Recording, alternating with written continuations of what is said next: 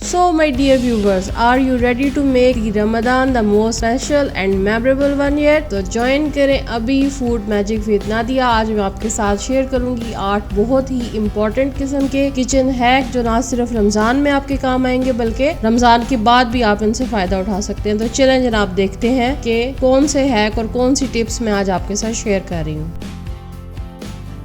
Bismillahirrahmanirrahim. Assalamu alaikum my dear and wonderful viewers. Welcome back to my channel Food Magic with Nadia. I believe in the magic of healthy homemade food for a happier healthier lifestyle. Recipe को start करने से पहले मेरी आप सबसे एक छोटी सी request है कि प्लीज मेरे चैनल को सब्सक्राइब कर दें, बेल आइकन को प्रेस कर दें ताकि नई आने वाली तमाम वीडियोस की इन्फॉर्मेशन आपको मिलती रहे। वीडियो को लाइक कर दें, कमेंट कर दें, शेयर कर दें और मैं इसी नेम से इंस्टाग्राम पे भी हूँ फूड मैजिक विद नादिया, मुझे फॉलो कर लें। As I believe eating healthier makes more life comfortable and enjoyable. Stay inspired, stay healthy. Tip number 1, अदरक लहसुन का पेस्ट बनाने के बाद अक्सर लोग ये गिला करते हैं कि अदरक लहसुन को हम अगर फ्रीज करते हैं तो वो इतना बुरी तरह जम जाता है, फ्रिज में रखें तो ज्यादा अरसे के लिए स्टोर नहीं कर सकते। तो क्या करना चाहिए, अदरक और लहसुन लें। मैंने यहाँ पे आधा किलो लिया है, उसको आप दोरी डंडे में कूट लें या अगर आप मशीन का इस्तेमाल कर रहे हैं तो चॉपर में डालें। यहाँ पे आपने तकरीबन 3 से 4 टेबल स्पून के बराबर इसमें डाल देना है कुकिंग ऑयल। जी हाँ, कुकिंग ऑयल डाल के आपने इसको चॉप कर लेना है या कूटने के दोरी डंडे में कूटने के बाद आपने कुकिंग ऑयल मिक्स कर लेना है। अब आप जार भर के आराम से इसे फ्रीजर में रख दें, ये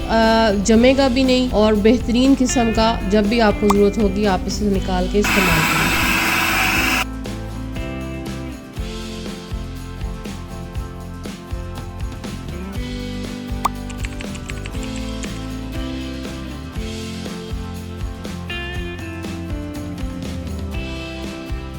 टिप नंबर 2, पुदीना आप 1 साल के लिए सुखा के रख सकते हैं। पुदीना लें, उसको धोएं, जब वो खुश्क हो जाए तो किसी प्लेट में रख के साफ से बर्तन में रख के किसी छाँव वाली जगह पे उसको सूखने के लिए रख दें। 2-3 दिन में सूख जाएगा। फिर कोई जार भर के रख दें, कहवा बनाना हो या बिरयानी में डालना हो या चटनी बनानी हो तो बेहतरीन किस्म का पुदीना आप आउट ऑफ सीजन भी इस्तेमाल कर सकते हैं। हरी मिर्च जब आप खरीद के घर लेके आते हैं तो 1-2 दिन के अंदर अंदर वो ख़राब होने लगती है, तो उसको आप किस तरह से कम से कम 2 हफ्ते के लिए महफूज कर सकते हैं। हरी मिर्चों को धोएं, उसके बाद उनके अंदर से पानी अच्छी तरह खुश्क कर लें। उसके बाद उसे किसी भी टोकरी में डाल के आप उसे फ्रिज में रख दें। खुले रखिएगा, किसी शॉपर में ना डालिएगा। बआसानी आप 2 से 3 हफ्ते इस हरी मिर्च को इस्तेमाल कर सकते हैं।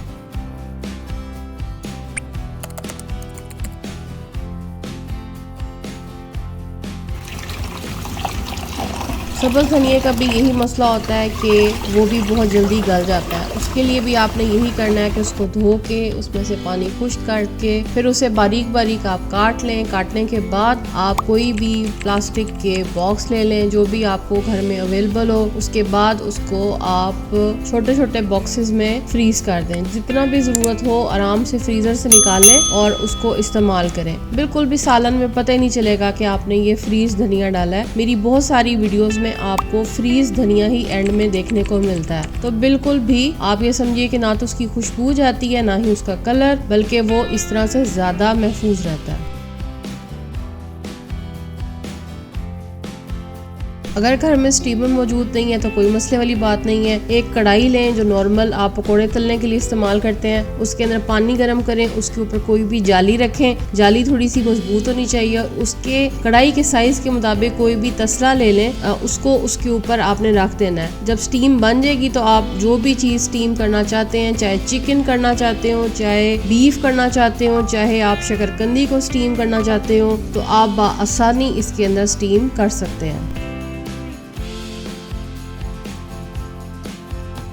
हरी प्याज को लंबे अरसे तक स्टोर करना है तो हरी प्याज को काटें, साफ करें। जो उसका सफ़ेद वाला हिस्सा है उसको अलग काटें, हरे वाले हिस्से को अलग से काटें और दोनों को अलग अलग पैकेट्स में जिप पैकेट में भी कर सकते हैं, बॉक्स में भी कर सकते हैं और इसको फ्रीज कर दें। जब जितना निकालना हो निकाल के इस्तेमाल कर लें।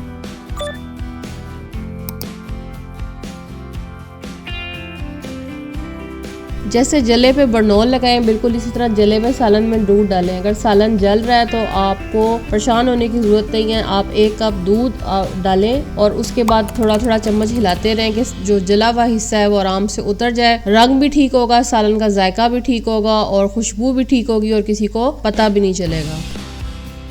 बतौर ख़ास आपके लिए ख़ास टिप लेके आई हूँ किस तरह से स्टिकी टैग्स हम रिमूव कर सकते हैं। शीशे की बोतलों के ऊपर से आपने क्या करना है, पानी लेना है स्टील के बर्तन में, उसमें पानी को उबाल लेना है, 1 चाय का चम्मच मीठा सोडा, 1 चाय का चम्मच नमक डालना है। बस इतना पानी गर्म करना है कि आपकी उंगली उसमें जले नहीं। अब इसके अंदर आपने बोतल्स को डाल देना है। क्यों इतना पानी गर्म नहीं करना, क्योंकि अगर ज्यादा पानी गर्म हुआ तो शीशे की बोतलें फटने का खदशा या उनमें क्रैक आने का खदशा होता है। ये मैंने 4 बोतलें ली थी, उन चारों के मैंने टैग रिमूव किए। 20 मिनट के बाद मैंने इनमें से जो बोतलें हैं इनके ऊपर अब मैं कोई भी स्पंज ले लें, कोई भी स्क्रब ले लें, और यहाँ पे मैं जाली इस्तेमाल कर रही हूँ जो बर्तन धोने के लिए इस्तेमाल होती है, और उससे मैं अब इसके ऊपर आराम से रब कर रही हूँ, साथ साथ पानी लगाती जा रही हूँ। और ये देखें कितना बेहतरीन इसके ऊपर से टैग आराम से उतर रहे हैं। जब ये सारे टैग इस तरह से रिमूव आप कर लेंगे तो फिर आपने क्या करना है, आपने ये वाला पानी फेंक देना है और फिर आपने दोबारा साफ पानी लेना है। ये स्टील का बर्तन भी एक दफा धो लीजिएगा। उसके बाद आपने उस साफ पानी को